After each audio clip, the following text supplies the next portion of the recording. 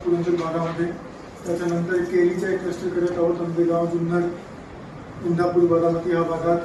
Sunflower कडई याचा इंदापूर, बारामती या भागामध्ये एक क्लस्टर करत आहोत. आंबाचा क्लस्टर आहे जुन्नरमध्ये आणि डाळिंबचा क्लस्टर आहे आपला पूर्व भागामध्ये, इंदापूर, बारामती या भागामध्ये. आणि एक स्ट्रॉबेरीचा क्लस्टर आहे आंबेगावमध्ये. तर तसे क्लस्टर पद्धतीने आपण एक प्रयोग चालू केलेला आहे. त्याचा उद्देश असा आहे की आपली जे प्रोडक्टिव्हिटी वाढवू आणि आपली निर्यात क्षमता जी आहे ते वाढवू आपण. तर ह्यासाठी आज एक ट्रेनिंग जी आहे अंजली क्लस्टरची होती आणि आता कंटिन्युअसली याच्या अनुषंगाने ट्रेनिंग होत असणार आहे. आज नगर परिषदच्या गावासाठी आम्ही या ठिकाणी आलेलो आहोत. त्याचं कारण असं होतं की आमच्याकडे बरेचसे तक्रार येत होती वेगवेगळ्या विषयाबद्दल, दौंड नगर परिषदबद्दल. आणि आम्ही जेव्हा रिव्ह्यू घेतलो तेव्हा सुद्धा आम्हाला काही गोष्टीमध्ये थोडीफार कमी जाणवली. म्हणून या ठिकाणी प्रत्यक्ष आम्हाला वाटलं की एकदा वस्तुस्थिती पाहू काय आहे आणि जे वेगवेगळे विभागाचे जे HODs आहेत त्यासोबत थेट संवाद साधून काय विषय चाललेले आहे आणि त्याच्यामध्ये काय सुधारणा करण्याची आवश्यकता आहे. तर त्याच्याबद्दल आता डिटेल आढावा या ठिकाणी आम्ही घेतलेला. त्याच्यामध्ये दोनचे तहसीलदार आणि चीफ ऑफिसर दोन शहराचे आणि बाकी सर्व HODs या ठिकाणी उपस्थित होते. डिटेल याच्यामध्ये चर्चा केली. त्याच्यामध्ये सर्वात पहिला विषय जे आम्ही घेतला याची बरीचशी बातमी आमच्याकडे बरेचशी लोकांनी पाठवलेली आहे. ते घनकचरा व्यवस्थापनचा जे आपला टेंडरबद्दलची कंटिन्युअसली बातमी लागत आहे त्याच्याबद्दल आम्ही एक आढावा घेतला. तर त्याच्यामध्ये जुना टेंडर जे आहे ते रद्द केला होता आणि त्याच्यानंतर एक नवीन टेंडर काढला होता. ते नवीन जे टेंडर आहे ते -27% गेला होता. तर नियमाप्रमाणे कधीही टेंडर करणे आवश्यक असतो. ते 2018चा GR आहे ते माझ्या माहितीप्रमाणे असं सांगतो की जर टेंडर +10 आणि -20 हा त्यांचे बाहेर गेला तर आपल्याला रिटेंडर करावं लागतंय. तर त्याच्या पद्धतीने त्यांनी रिटेंडर केलेलं आहे. त्या रिटेंडरमध्ये त्यांना स्पष्ट डायरेक्शन नव्हते. तर ते डायरेक्शन दिलेले आहे की काय प्रोसेस असला पाहिजे. याच्यामध्ये सिम्पल प्रोसेस असतो की एकदा टेक्निकल सँक्शन आपण उघडतो. टेक्निकल सँक्शनमध्ये जे काही डॉक्युमेंट कमी पडतात ते डॉक्युमेंट फुलफिल करण्यासाठी आपण 3-4 दिवसाची मुदत देतो. त्या मुदतमध्ये जर पैसे त्यांनी जे डॉक्युमेंट जे आहे ते भरले तर ओके, भरले नाही तर आपण त्यांना टेक्निकल सँक्शनमध्ये डिस्क्वालिफाय करून पुढे जातो. तर त्या पद्धतीने त्याला कारवाई करायला सांगितलं. आणि त्याच्यानंतर जे कोणी बिलो येतील ते बिलोचे पण निकष आहे की -20चे किंवा -10चे खाली गेले तर प्रत्येक 1% बिलो गेला तर त्यांना पैसे भरावे लागते.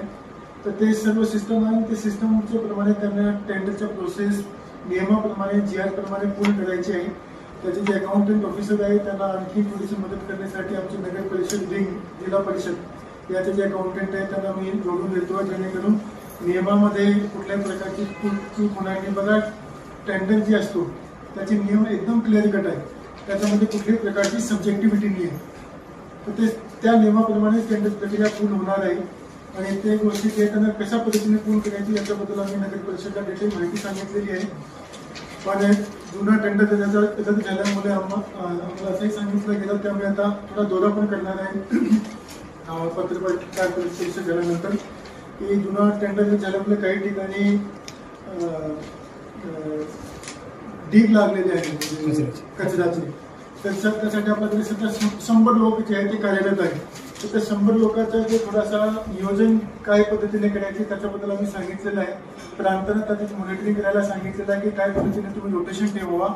आणि प्रत्येक मोहल्लानिहाय आपले जे HODs आहेत त्यांना सूचना दिलेली आहे की उद्यापासून तुम्ही एक आदेश काढा आणि सकाळी 6 पासून 8:30 पर्यंत त्या HODsने मोहल्लानिहाय शिवार फेरी करायची आणि प्रत्यक्ष पाहणी करायची आहे की जे आपले कर्मचारी आहेत त्यांना जे काम केलेलं आहे त्याच्या पद्धतीने स्वच्छता ते कंटिन्युअसली करत आहेत किंवा नाही. ज्या ज्या ठिकाणी कमतरता दिसेल त्या ठिकाणी सुधारणा त्यांनी सुचवायची आहे जेणेकरून जेव्हापर्यंत आपला फायनल टेंडर होत नाही तेव्हापर्यंत शहरामध्ये कुठल्याही प्रकारची गंदगी नसली पाहिजे. मात्र शहराच्या लोकांना आमची रिक्वेस्ट असतील, आमची हा रिक्वेस्ट आहे की जे सोसायटी आहे बाकीचे लोक आहेत ते आपला जे कचरा आहे ते बाहेर टाकू नये, त्याला संकलन करून ठेवावा. आमची यंत्रणा येतील ते उचलतील आणि मग ते योग्य ठिकाणी त्यांना घेऊन जातील.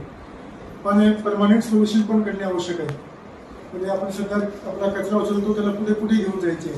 तर त्यासाठी जागाचा प्रपोजल त्यांना तयार करायला सांगितलेला आहे. त्याच्यामध्ये भूसंपादन करून आम्ही ते जागा उपलब्ध करून देऊ जेणेकरून परमानंट घनकचरा व्यवस्थापन संकलन आपलं उभे असतील. यासाठी आम्ही त्यांना हे सांगितलं की एक एक्सप्रेशन ऑफ इंटरेस्ट काढा. त्या एक्सप्रेशन ऑफ इंटरेस्ट काढताना DPR तयार करण्यासाठी काढावा। एक एजन्सीचं आपण अपॉइंटमेंट करू जे आपल्याला DPR तयार करून देतील। एजन्सीची निवड करताना या पद्धतीने अटीशर्ती टाकावा की ज्या एजन्सीने मागचे 10 वर्षामध्ये काही DPR कमीत कमी 5 लाखाची पेक्षा जास्त मोठी नगर परिषद किंवा महापालिकेसाठी DPR तयार केलेला आहे आणि ते जे सिस्टम आहे ते मागचे 3 वर्षापासून कार्यरत आहे आणि ते एस्टिमेट त्यांनी मागची 10 वर्षामध्ये केलं आहे। कारण 10 वर्षाच्या आधीच असेल तर ते टेक्नॉलॉजी जी आहे जुनी झाली ते आपली उपयोगी असणार नाही।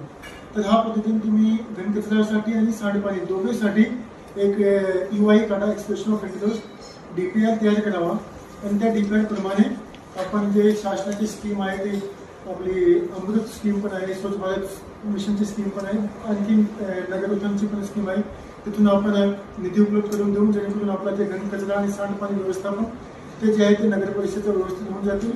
त्याची प्लॅनिंग करताना या पद्धतीने प्लॅनिंग करावा की 2054ची जे पॉप्युलेशन आहे ते ग्रेड केली पाहिजे, जेणेकरून पुढे जर पॉप्युलेशन जरी वाढली तरी आपले जे प्रकल्प आहे ते कमी पडलेली पाहिजे।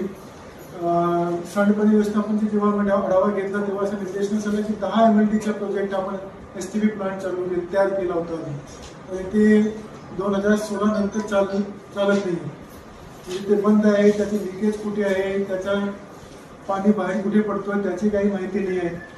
तर याच्याबद्दल कंप्लीट सर्वे करण्यासाठी त्यांनी सांगितलेलं आहे की जे ऑलरेडी एक्झिस्टिंग लाईन आहे त्याच्यामध्ये काही सुधारणा करायची आणि आम्ही सांगितलं की तुम्ही एक इनलँड एक ड्रेनेज सिस्टम जे आहे ते तयार करून जे वेल कनेक्टेड असेल आणि स्वतःचे STP आपला 10 MLDचं आहे तर ते वेगळा बांधायची आवश्यकता नाही आहे। इनफॅक्ट हा एक गोष्टी जी आहे ते 2 नगर परिषदेने चांगली केली आहे।